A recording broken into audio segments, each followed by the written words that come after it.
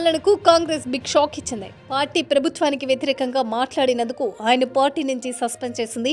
Party వ్యతిరేక చర్యలకు పాల్పడుతున్నారన్న కారణంతో తీన్మార్ మల్లన్నకు ఫిబ్రవరి 5న టీపీసీసీ క్రమశిక్షణ కమిటీ షోకాజ్ నోటీస్ జారీ చేసింది. ఫిబ్రవరి 12 లోపు వివరణ ఇవ్వాలని తెలిపింది. అయితే ఆ నోటీసులకు ఆయన స్పందించలేదు.